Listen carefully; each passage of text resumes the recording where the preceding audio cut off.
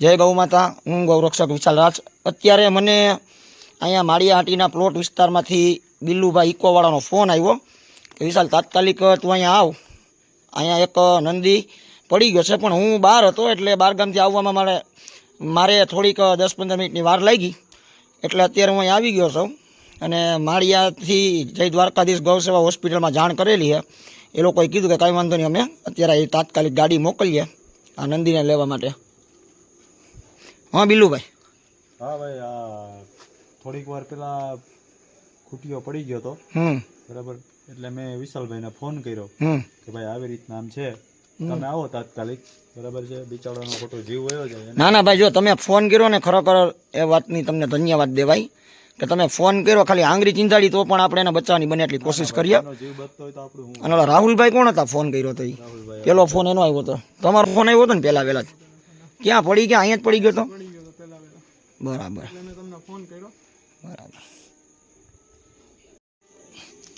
ભાઈ, આ બિલ્લુનો ફોન આવ્યો એટલે તાત્કાલિક હું આવી ગયો। હું હતો બહાર ગામ, સમજો, કયા ગામ કાલે અહીંયા પૂગવા દે,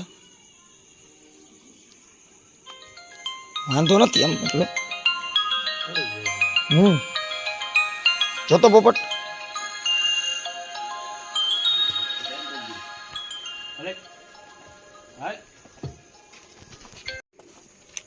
અત્યારે તાત્કાલિક હું આ વિલાસભાઈ ડાકીને ગુંગરભાઈ અમે 3 જણા કણે આવ્યા છીએ અહીંયા। અત્યારે મહા મહેનતે એને ઊભો કર્યો છે આમ બેહાડીને, બાકી તો હાવ ચતો પાટ હૂતો તો જે તમે જોયું, અત્યારે બેહાડ્યો છે વ્યવસ્થિત। ખરેખર આ લોકોની મહેનતને ધન્યવાદ દેવાય કે અત્યારે 11:30 પોણા 12 જેવો સમય થયો અને અત્યારે મેં આ વિલાસભાઈને કીધું ભાઈ તમે આવો ગાયગા।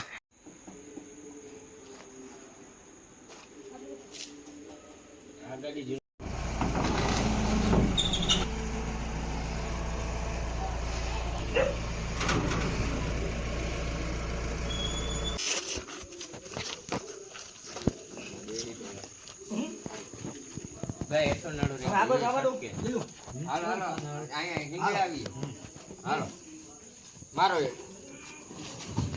મારો ભાઈ આ પગો લઈ ચડાઈ દો, પગો ચડાઈ દે આ ઉઠો કરો, હાલો ઉઠો કરો,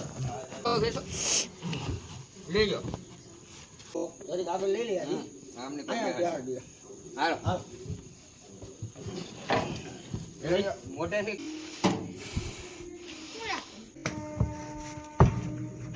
મોટા મોટા નામ કહો ભાઈ, ત્યાંથી ઉપર હાલો તો ભાઈ મુડું ભાઈ બિલ્લુ ભાઈ આમ ખાલી ધક્કો જ મારવાનો, આમ આમ તો આમ જ ધક્કો મારવાનો, ખાલી બેહાડવાનો છે, માર દો લ્યો। હા રેડી રેડી રેડી બેહાડો, ગાડી નહીં મેળા મોટા મારો મારો ધક્કો, હા રેડી। એ આ હે ને પગ કાઢો તો ભાઈ મુડું ભાઈ હે ને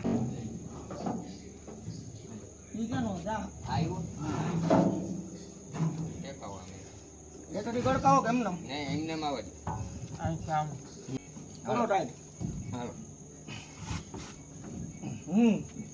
હવે એવું કદાચ પકડી જાય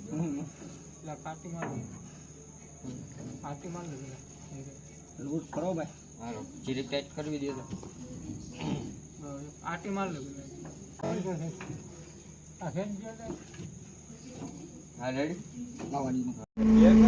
અટાણે જય દ્વારકાધીશ ગૌસેવા હોસ્પિટલની ગાડી આવેલી છે। અટાણે આ નંદીને ત્યાં સારવાર માટે મોકલીએ છીએ।